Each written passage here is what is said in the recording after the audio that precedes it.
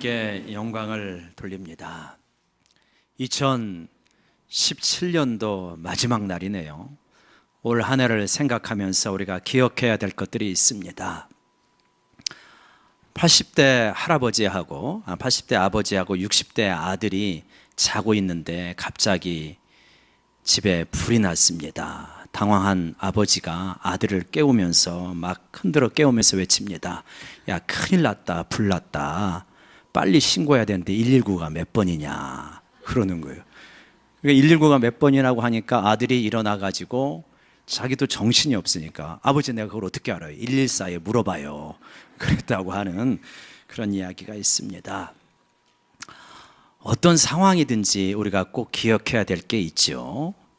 2014년도를 보내면서 2017년도를 보내면서 우리는 무엇을 좀 기억해야 되는가? 오늘 이 말씀을 보면 하나님께서 이스라엘 백성들이 지금 가나안 땅에 들어가기 직전에 너희들도 꼭 기억해야 될 것이 있다. 그거를 말씀하시고 있어요. 뭘 기억하라고 말씀하십니까? 내 하나님 여호와께서 너희를 40년 동안 광야에서 돌게 하신 것을 기억하라. 이렇게 말씀하십니다. 중요한 주체가 나와요. 걸어간 것은 이스라엘 백성이지만 하나님께서 돌게 하셨다는 거예요.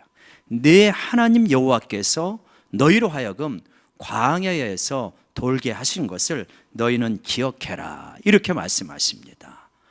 물론 표면적인 이유는 우리가 잘 알죠. 표면적인 이유는 이스라엘 백성이 가나안 땅을 앞에 두고 가데스 바나에서 정탐을 하지 않습니까?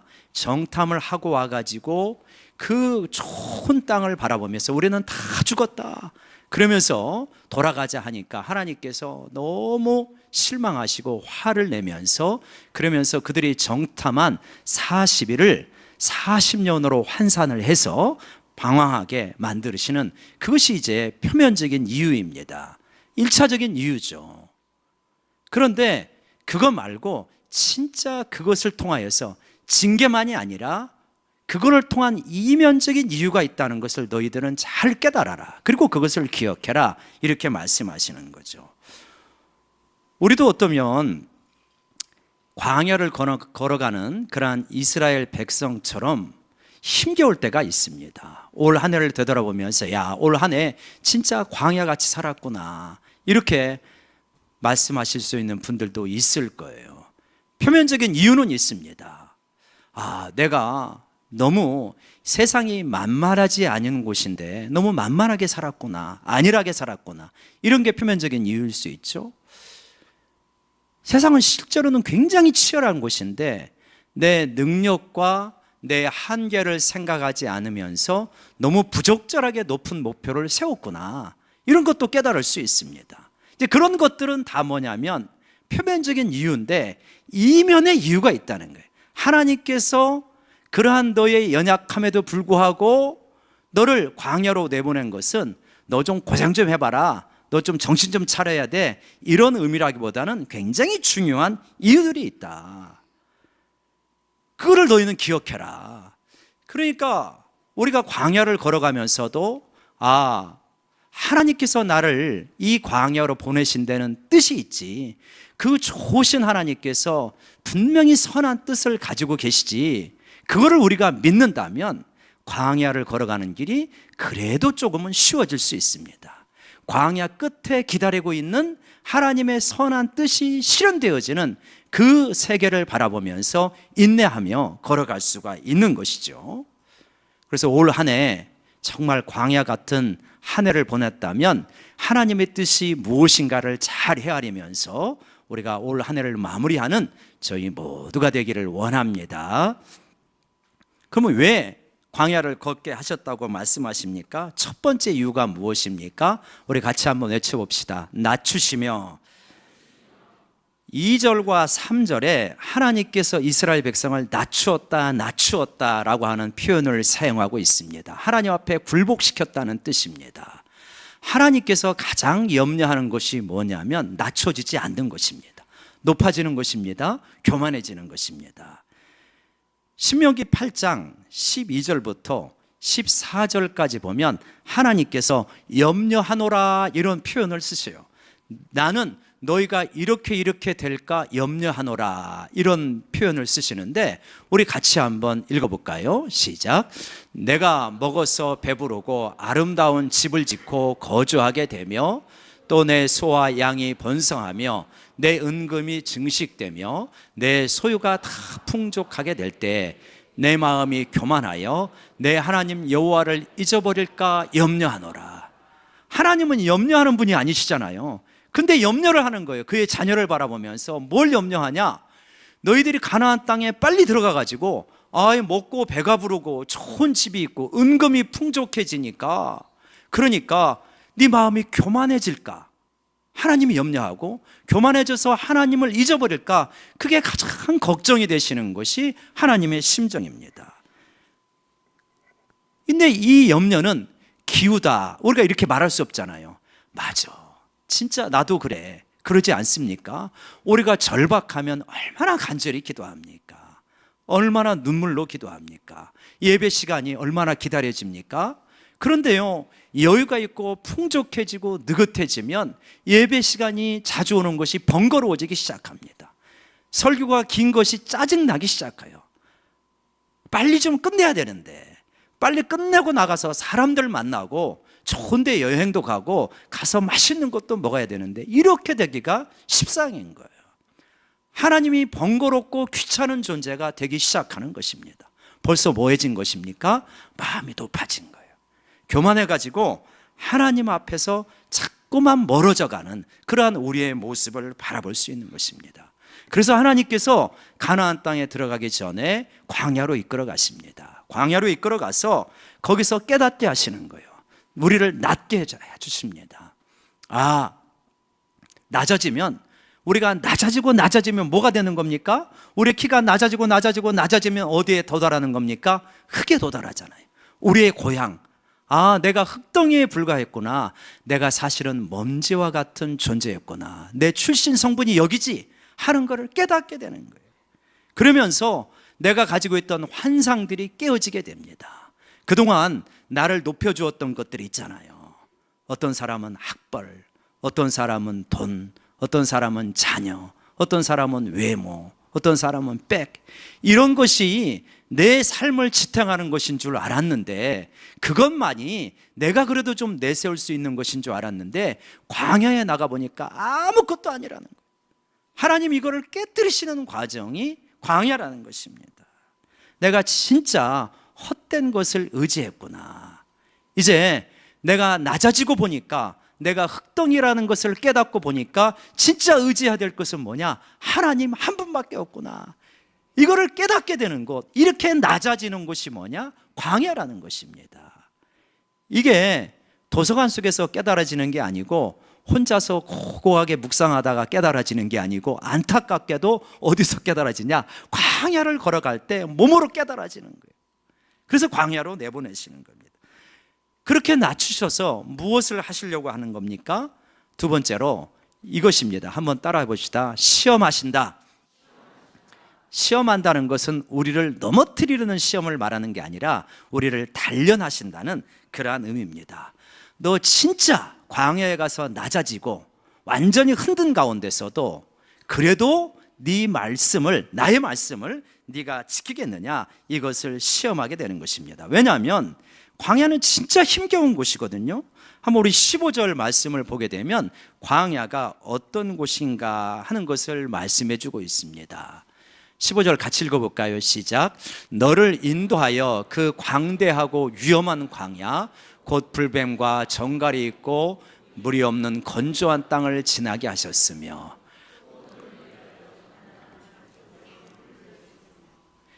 광대하고 위험하다고 말합니다. 어디 하나 도움의 손길을 의지할 수 없는 곳, 하나님만을 바라봐야 되는 곳. 그러니까 하나님을 의지하지 않을 수 없고, 하나님을 의지하려면 하나님 앞에 순종하지 않을 수 없는 곳이 광야라는 것입니다. 그래서 광야로 몰아가서 너 그 가운데서도 나의 말을 지킬 수 있겠느냐? 너 나의 말을 지키지 않으면 얼마나 힘겨운지 알겠지? 네 목숨이 왔다 갔다 하는 곳이다. 이거를 배우는 곳이 광야입니다. 여러분, 광야는 목적이 무엇입니까? 생존입니다. 도시는요, 목적이 성공이에요. 그러니까 도시에서 살면 성공이 우리의 목적이 되지만 광야에 살면 생존이 우리의 목적이 되는 거예요. 하나님이 다른 선택의 여지가 없이 광야로 몰고 가시는 이유가 바로 거기에 있습니다. 거기서 하나님을 의지하고 말씀에 순종해야만 생존할 수 있으니까. 고집을 잠깐 피웠습니다. 길이 너무 팍팍하다. 어떻게 하나님은 나를 이런 곳으로 인도하시는가? 그래갖고 불평을 막 했더니 불뱀이 와가지고 다 물어버렸어요. 열이 막 얼마나 일어나는지. 그래서 하나님 앞에 회개합니다. 그러니까 하나님이 뭐를 만들어 주십니까? 놋뱀을 만들어 가지고 장대에 높이 달아라. 그래서 장대에 높이 달린 놋뱀을 보는 자마다 회복이 되어지는 역사가 일어나지 않습니까? 고집을 피우고 불평을 하고 불순종을 하다가도 회개해야만, 그리고 순종해야만 살아갈 수 있는 곳이 광야인 거예요. 하나님은 그렇게 낮추셔서 우리에게 순종을 가르쳐 주십니다. 순종이, 광야에서 배우는 순종이 힘겹죠. 쉽지 않습니다. 이렇게 힘겨운 광야길을 걸어가야 되나, 이런 거를 깨닫게 되어집니다. 그런데요, 그렇게 순종을 한 번, 두 번, 세 번 하면서 깨닫는 거예요. 순종이 진짜 사는 길이네. 순종이 진짜 복된 길이네. 이렇게 좋은 순종을 왜 이제서야 배웠을까? 그거를 깨닫는 곳이 광야입니다. 광야에 안 나가면, 성 안에 있으면 순종을 선택적으로 하거든요. 근데 광야에 나가면 선택을 못 해요. 선택의 여지가 없어요. 순종하지 않으면 너무 어려우니까. 하나님, 이제는 나는 하나님 의지하는 것 외에는 다른 대안이 없으니까 순종하는 걸 강제로라도 훈련하면서 배우는 곳이 바로 광야이다.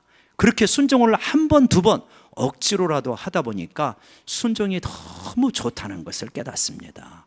여러분, 순종이 억지로라도 하게 되어지면 너무 좋다는 것을 우리 모두가 체험하게 되리라 믿습니다. 실제로 한번 해보십시오. 지금 광야가 꼭 아니라 할지라도 하나님이 원하신 것을 순종하면요, 이상하게 기쁨이 와요. 평강이 옵니다.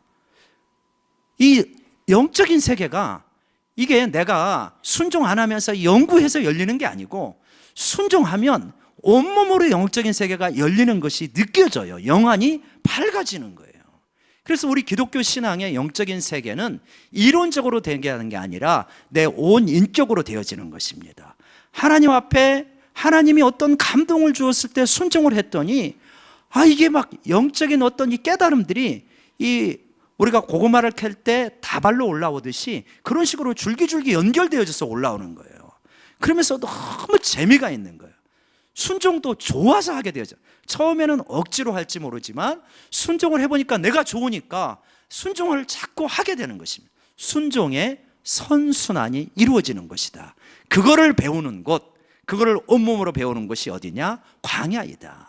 그래서 하나님께서 이스라엘 백성을 광야로 이끌어가는 것입니다. 다른 말로 하면, 그러면 언제 광야 생활이 끝나는 거겠습니까? 순종이 상당히 체질화되었을 때. 그래서 이스라엘 백성을 가나안 땅에 데리고 가도 이제는 나와 동행할 수 있겠구나 라고 상당히 순종이 체질화되어지고 내면화되어졌을 때 하나님께서 광야 생활을 졸업시키게 되어집니다. 이 광야 생활을 통하여서 하나님께서 꼭 하나 또 가르쳐 주시고 싶은 것이 있어요. 그게 뭐냐면, 너희들이 일생 동안 고민하는 문제, 그거 진짜 광야에서 배우라는 거예요. 여러분, 우리가 일생 동안 고민하는 문제가 뭡니까? 뭘 먹고 살 거냐는 거예요. 솔직히 말하면 뭘 먹고 살 거냐, 이게 일생 동안 고민하는 문제죠. 돈의 문제입니다. 많은 사람들이 무엇으로 산다고 생각합니까? 돈으로 살죠. 지금 우리 성경의 표현으로는 떡으로 산다고 생각을 합니다. 그게 현실적이잖아요. 그게 정확한 원리지 않습니까? 그런데 하나님께서는 3절 말씀을 통하여서, 아니다, 세상 사람들이 다 아는 그 원리가 아닌 다른 원리가 너희의 삶 속에 있다 하는 것을 광야에서 가르쳐 주십니다. 우리 3절 말씀 같이 한번 읽어보실까요? 같이 읽읍시다. 시작.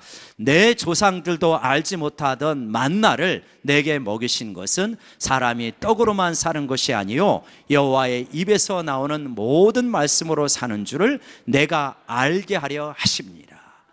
사람이 떡으로만 사는 것이 아니요, 이거는 모든 사람들이 알고 있는 원리잖아요.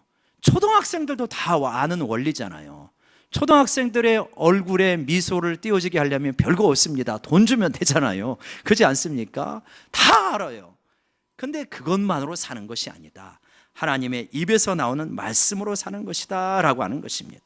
그래서 만나를 먹으면서 야, 우리에게 떡이 없는데도 이 많은 사람들이 40년 동안 굶주리지 않고 먹을 수 있네.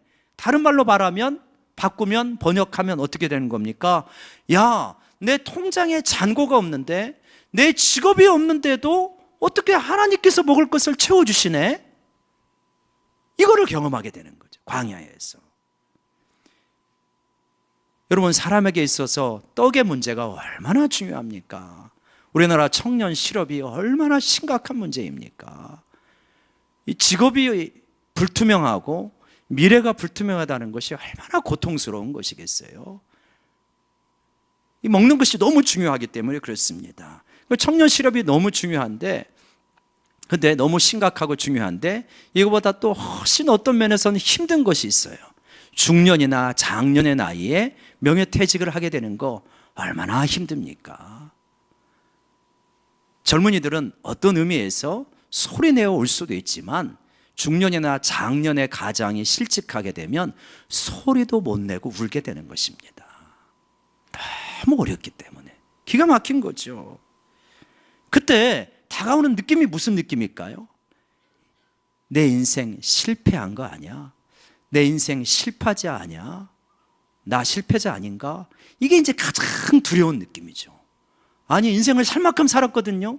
근데 내 인생의 결론이 실패라고 하는 낙인이 나 스스로에 의해서 찍혀지게 될 때 가장 비참해지는 것입니다. 근데 광야에서 아니라는 거예요. 하나님은 그게 아니다 라고 분명하게 가르쳐 주시는 거예요. 내 인생에 실패한 게 아니구나. 내가 직장도 없고 직업도 없고 통장에 잔고가 없다 할지라도, 모든 것을 내려놨다 할지라도 나에게는 하나님이 계시는구나, 이것을 알게 하는 것이 광야인 줄로 믿습니다. 억지로라도 거기서는 우리 믿음의 사람들은 하나님을 붙잡게 되는 거예요. 하나님, 저는 이제 모든 거 내려놨습니다. 세상에서 한때 성공하고 싶었고, 한 번은 뭔가 보여주고 싶었고, 자녀들에게, 가족들에게 정말 멋진 가장이다, 우리 아빠 능력 있어, 우리 엄마 능력 있어, 이런 이야기 듣고 싶었는데 그게 아니라고 하더라도 하나님이 내 곁에 계신다는 이것만으로 나는 진정으로 성공한 사람입니다, 이거를 깨닫게 되어지는 곳이 광야인 것입니다. 여러분, 근데 우리가 곰곰이 생각해 보면, 우리가 내가 실패한 것 아니야? 라고 했을 때 그 실패는 어떤 기준에서 실패인 것입니까? 애굽의 기준인 거예요. 바빌론의 기준인 거예요. 애굽 사람의 기준에서 보면 이스라엘 백성이 지금 광야에 가가지고 진짜 만나와 40년 동안 먹고 질리지 않겠어요? 솔직히 40년 동안 만나를 먹으면 아무리 요리를 한다 할지라도 맨날 들판에서 자고, 애굽 사람이 보면 실패한 거잖아요. 근데 하나님 나라의 시선에서 보면 이들이 가장 복된 백성이에요. 왜냐? 하나님과 함께 걸어가고 있으니까. 먹고 마시는 것이 전부가 아니고 진짜 하나님을 만나고 하나님과 동행하고 있으니까.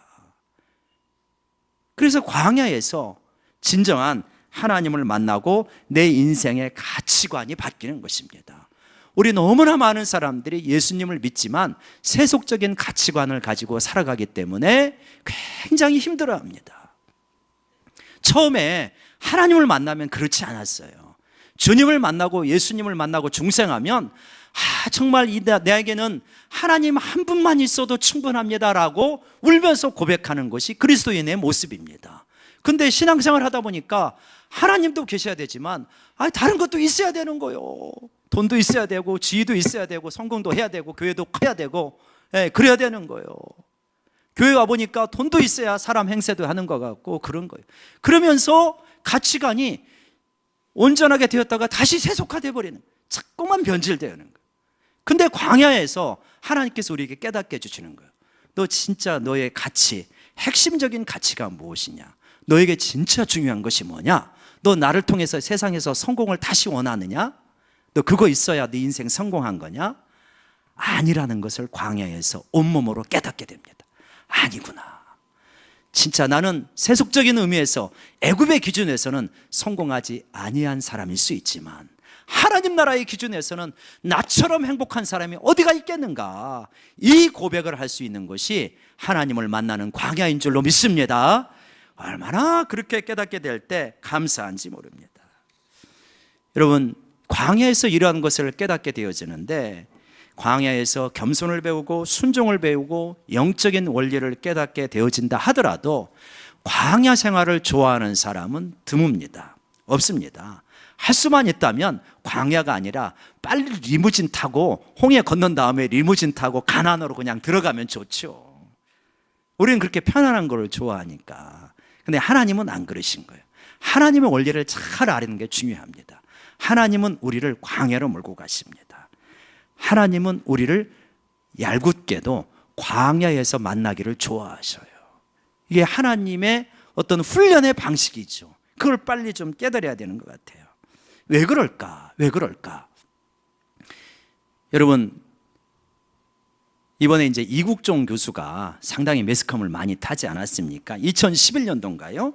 이분이 소말리아 해적에게 납치되었다가 우리나라 해군이 구출해 그때 석선장을 거기서 이제 살리시지 않았습니까? 그리고 이번에 이제 오화사를 살리고 그러셨는데, 이 석선장을 살릴 때 보면 우리나라 해군 UDT 대원들인가요? 이분들이 이 가가지고 소말리아 이 해적들을 이 흔들리는 배 위에서 싸가지고 정확하게 저격을 합니다. 여러분, 배가 이렇게 출렁출렁 하는데 이게 사격을 한다는 게 쉽지 않잖아요. 근데 아주 그냥 백발백중인 거예요. 그럼 어떻게 그렇게 했냐? 근데 이 사람들은 어디에서 훈련을 받았냐면 흔들리는 그네 위에서 막 이렇게 그네 위에서 이걸 훈련을 받은. 그러니까 막 이렇게 흔들리다가 배 위에서 이 정도 흔들리니까 아, 이거 쉽죠. 그래가지고 그냥 빵빵 싸가지고 소말리아의 해적을 물리치고 우리 배를 구출하고 석선장을 또 구출하고 그런 쾌거를 이루지 않았습니까? 그렇게 흔들리는 그네 위에서 사격 훈련을 해서 맞추는 훈련을 하게 될 때 얼마나 힘들었을까요? 얼마나 기합도 많이 받고 빠따도 맞고 그러지 않았겠습니까? 그런데 그렇게 훈련을 하고 나니까 진짜 소중한 국민들을 구할 수 있게 되어집니다. 훈련이 되어져야 소중한 것을 지킬 수 있어요. 가장이 훈련이 되어져야 가족을 지킬 수가 있고요. 지도자가 훈련이 되어져야 공동체를 지킬 수가 있습니다. 하나님이 왜 우리를 광야로 몰고 가시는가? 네가 훈련이 되어져야 네 소중한 가족을 영적으로 지킬 수 있고, 네가 훈련이 되어져야 너에게 가장 소중한 영혼을 네가 지킬 수 있다. 그래서 하나님께서 우리를 광야로 몰고 가시는 겁니다. 우리들은 생각하잖아요. 내 뒤에 무엇이 있을까? 무엇이 있었나? 내 앞에 무엇이 있었나? 이걸 굉장히 중요하게 생각하는데 에머슨이라는 사람은 이런 말을 했습니다. 네 뒤에 무엇이 있는가? 네 앞에 무엇이 있는가? 그것보다 훨씬 중요한 것은 너의 안에 무엇이 있는가이다. 내 안에 무엇이 있는가? 우리들은 과거와 미래를 자꾸 반추하거나 혹은 염려하거나 기대하면서 요거는 신경을 많이 쓰는데 내 안에 무엇이 있는가에 대해서 놓칠 때가 많아요. 하나님은 광야로 우리를 이끌고 가면서 네 안에 진짜 나를 사랑하고 믿는 믿음이 있느냐, 그것만 있으면 네가 어디에 가든지 승리하게 된다. 그걸 가르쳐주고 싶으신 거죠. 그래서 광야로 이끌어 가시는 거죠. 어떤 진짜 좀 괴팍한 지질학자가 있었다고 합니다. 이 사람이 결혼을 했어요. 사랑하는 신부와 함께 신혼여행을 갔는데, 이 사람이 어디로 신혼여행을 갔냐면 휴화산 거기로 신혼여행을 갔습니다. 그래가지고 신부를 밧줄에 매어가지고 저런 밑에다가 이렇게 내려보내주는 거예요. 그래서 자기에게 있어서는 이 세상에서 가장 드라마틱한 장면이 이 이 폭발하기 이전에 직전에 어떤 분하고 그런 쪽인 거예요. 그러니까 거기다 밧줄을 이제 묶어가지고 내려서 보내주고 그리고 조금 있다가 이제 다시 끄집어 올립니다. 그러고 나서 신부에게 묻습니다. 허니 어땠어? 좋았어? 이렇게 묻습니다. 그러니까 이 신부가 그랬다 그래요. 너무 판타스틱하다고. 진짜 여기서 환상의 부부가 나오는 거죠. 근데 만약에 이 신부가 화를 내면서 하기를 야 인간아 나를 통닭으로 만들 일이 있냐? 뭐 그렇게 했다면 완전히 이 부부가 깨지는 거 아니겠습니까? 그 신랑의 그 신부다. 지금 이스라엘이 광야를 걷고 있는 것은 어떤 의미에서 신혼여행이거든요. 출애굽을 시킨 다음에 그 다음에 시내산에서 언약을 맺습니다. 일종의 결혼식이라고 볼 수도 있어요. 그리고 신혼여행을 가나안 땅으로 가야 되잖아요. 근데 가나안 땅으로 안 가시고 하나님께서 물론 이 신부가 거절한 것도 있지만 광야로 끌고 가면서 신혼여행을 하십니다. 왜요? 네가 나에게 걸맞는 신부가 돼야 된다는 거예요. 안온하고 풍성하고 무언가를 누리는 그런 신부 이전에 너의 내면에 진짜 나를 따라오고 순종하고 사랑하는 그 내면을 네가 가져야 된다는 거예요. 그래서 신혼여행을 광야로 40년 동안 가시는 겁니다. 이게 하나님의 원리인 거예요. 하나님께서 우리를 올 한 해 광야로 이끌어 가셨다면 무엇 때문에 그러신 것입니까? 너의 내면에 진짜 신부다운 정결한 정금보다도 순수한 믿음이 있냐? 나를 따라오고자 하는 마음이 있냐? 그래서 내가 너와 함께 광야로 신혼여행을 가는 것이다. 이렇게 말씀하십니다. 올 한 해 광야와 같은 신혼여행을 보냈다면 정말 우리의 내면을 믿음으로 잘 가다듬으면서 그래서 낮아지는 겸손을 배우고 하나님 말씀에 순종하는 순종을 배우고 또 하나님께서 채워주시는 영적 원리를 깨닫는 그러한 한 해로 삼으시기를 그렇게 한 해로 결산하시기를 주의 이름으로 축원합니다. 그러한 훈련이 잘 되어지면 우리는 아마도 2018년도에 가나안 땅을 맛보는 역사가 있게 되리라 믿습니다. 기도하십시다.